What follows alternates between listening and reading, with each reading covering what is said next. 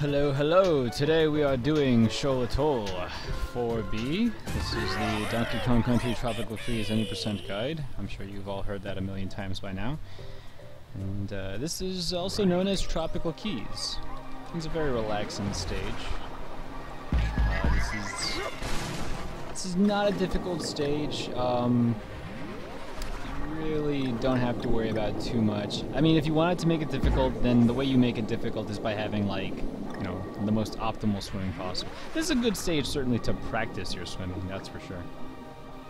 But other than that, there's no really big, tricky cycles that you're trying to make. There's some cool, you know, room stuff you can do, and I'll explain that later. And that was one of them. But apart from that, this level is pretty chill. You know, it's definitely middle of the game kind of stuff. Just did a bunch of difficult things. You're about to do a lot of difficult things. So relax, you know? This is the last chance you get to have a real nice break. There's a bit of a... Well, there's quite a few running jokes in the community for this game, but this stage has a number of them. And one of the running jokes in this stage is, first of all, this stage has 0 checkpoints. So, if you should happen to die on this stage for any reason, I am very, very sorry, but that means you will have to start over. The gimmick for this stage is that there are keys hidden throughout the entire stage, and in order to get to the exit, which is relatively close to the beginning of the stage, you have to unlock it. So you need to go around collecting all these keys, which means that there's some routing involved, but once you know where you need to go, it's not that difficult, and you can complete the stage relatively quickly.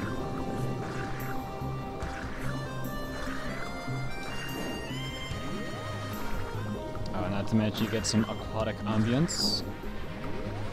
This track was in Country Returns, but a lot of people were not happy with the way the song got brought back in Donkey Kong Country Returns. This track is definitely a truer homage to the original aquatic ambience.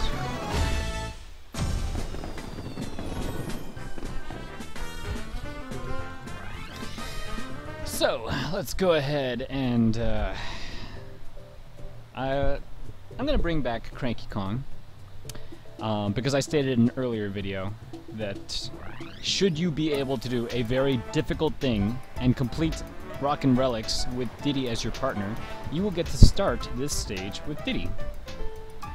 That means that what you saw me do in the beginning, where I had to wait by the Diddy barrel, you wouldn't have to do that, and then you would just get to go flying through that section, which means you're going to save around 5 seconds. It's very nice, but it's not what usually happens.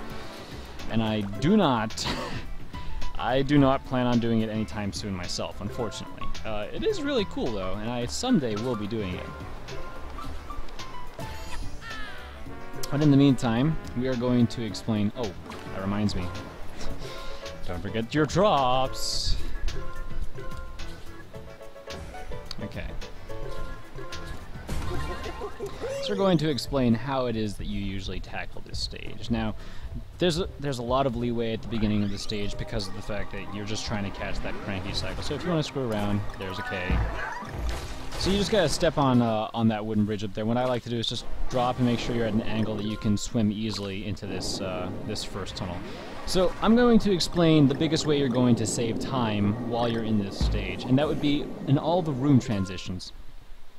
I'm coming up to the next exit. You're taking this this upper path here, which will bring you over to your Diddy barrel. Now, how you enter each room will determine where you exit the room. So basically, instead of if you move between one room and another incorrectly, you will be exactly where the door is. You will be exactly where the door is, but if you do it correctly, there is a way to make it so that it's as if you were moving while the transition was happening. So for this first one, I like to stick near the top, level Donkey Kong out a little bit, and then hold up. And that'll push me, like, you see how I'm automatically moving. I'm almost underneath the barrel as the bananas come off. That's the correct room transition that you're looking for. So one of the other running jokes for this stage is like, oh god, red key, oh god, green chest. And you get those by having really clean room transitions. The god, red key, and green chest is a lot easier. Red key though, that one's going to be a little tricky. So we're just going to wait here for a second, make sure that we get Diddy. Okay. So what I like to do for this one is I like to level them out a little bit again. I like to make sure that they're basically horizontal here.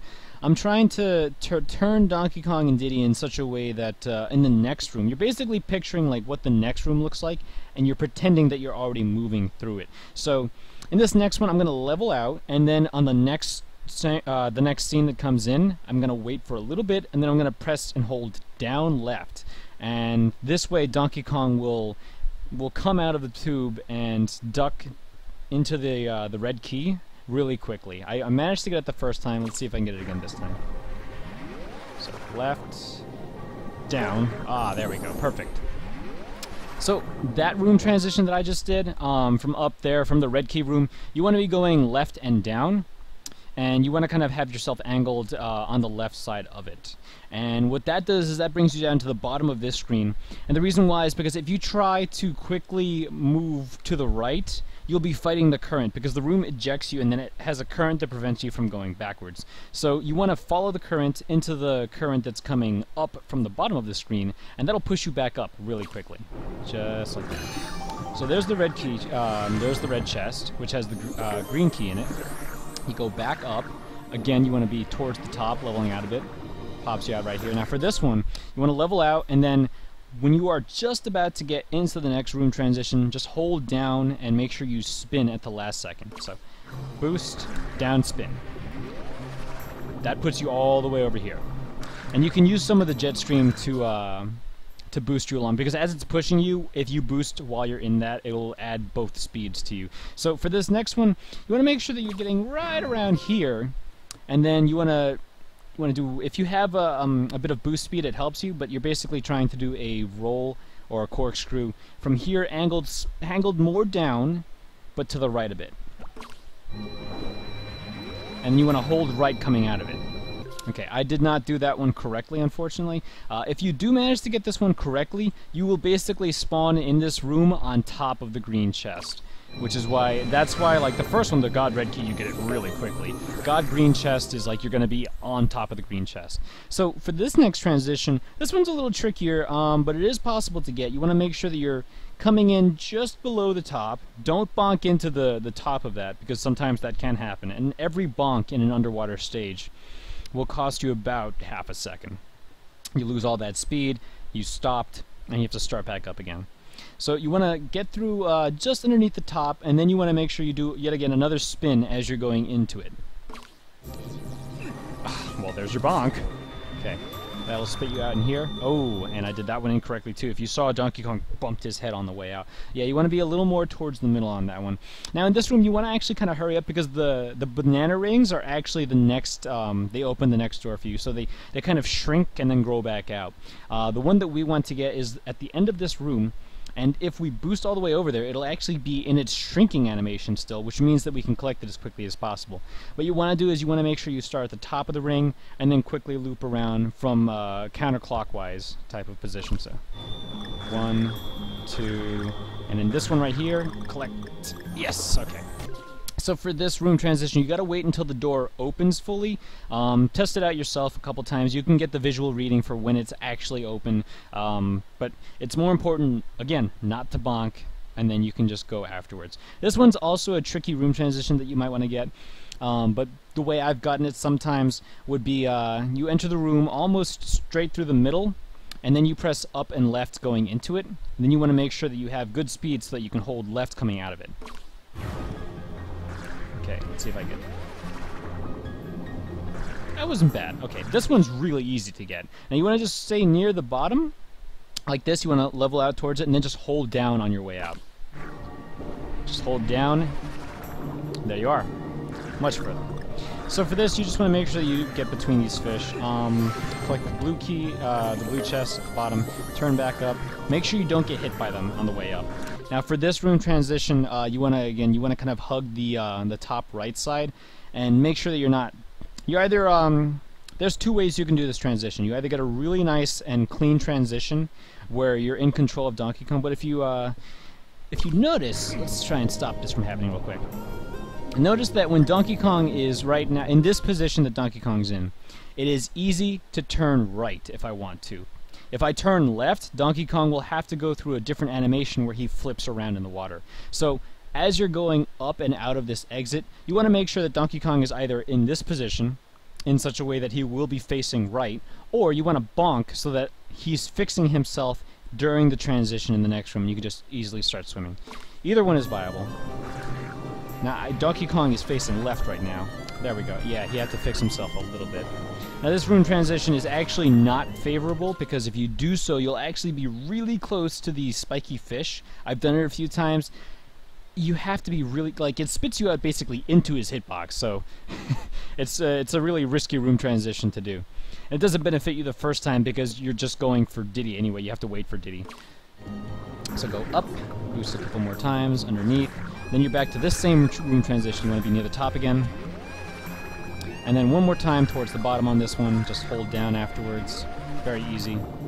Now, in this room, there's a trick known as shark skip. Sometimes throughout this stage, you will get hit. And you really don't want to get hit. First of all, you don't want to lose Diddy at all through the stage because Diddy saves you 17 seconds over manual swimming or swimming with one of the other two partner Kongs. And if you don't want to lose Diddy at the end of this stage, there's a trick you can do where you can avoid getting hit by the shark. Because basically, what you can do normally is you can stay on top of the chest, take a bite. If you have the extra heart, it's okay. You can just take the bite and then swim to the right. When you swim all the way to the right and you wait by the door, he doesn't bite you. The shark just gives up for whatever reason. I guess the developers were being kind. But if you wanted to skip the shark for whatever reason, say you're low on a heart, this is also actually technically faster because you're not getting hit, but it's a little trickier to pull off. What I do is I activate the chest and I move to the top, move back down. Ooh, okay, just barely got it. So what you want to do is you want to take that first breaststroke that you're taking into the key chest. You take that breaststroke, let it carry you up to the top, and then start coming back down using breaststrokes.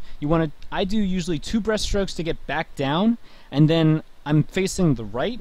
The reason why is because breaststrokes get you moving faster, while holding A for the boost it has that build up to it. So before you boost, you're gonna get bitten. So you just swim up to the top, do 2 breaststrokes back down, and then do the A full swim boost to get away from the shark.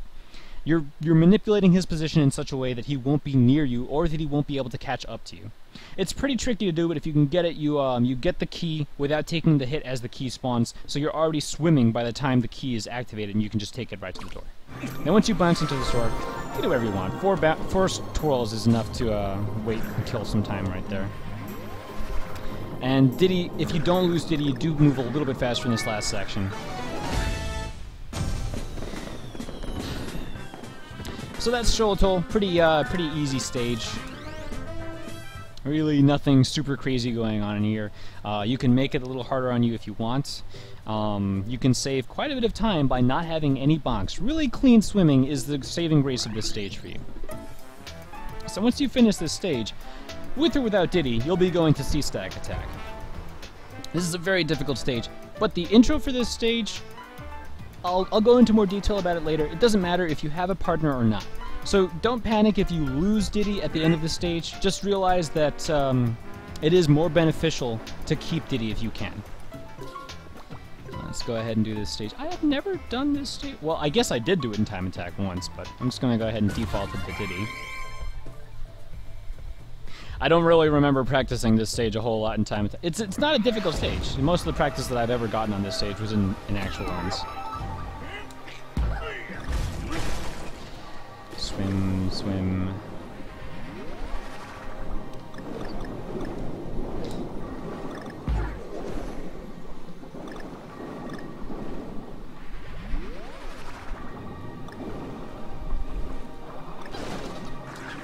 Okay.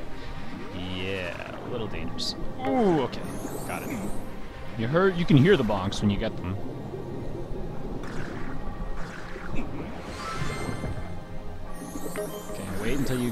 Wait until you know that you're going to actually have the key in your quote-unquote inventory before you start moving.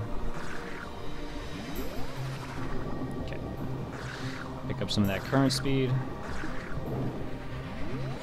I do this time. It was a little better than last time. Okay, let's see if I don't bonk this time. That's better. How's my banana ring? Not bad. This isn't really a stage where you can like, ooh, that wasn't bad. You can really go for like lots of crazy tricks. Like you notice them. That one was bad. You can notice when you do good or bad and you forget to do some things on the stage. But it's not going to cost you a ton of time. It's just more important to, you know, get through the stage in one piece. Also, please, for the love of God, don't accidentally drown on the stage. Dying in any way, shape, or form is bad.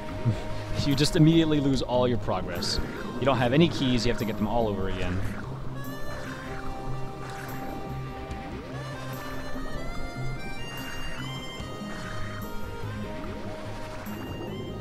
Okay, one more time with the shark skip. Oof, got it. Okay, I'm out of here. 1, 2, 3, 4.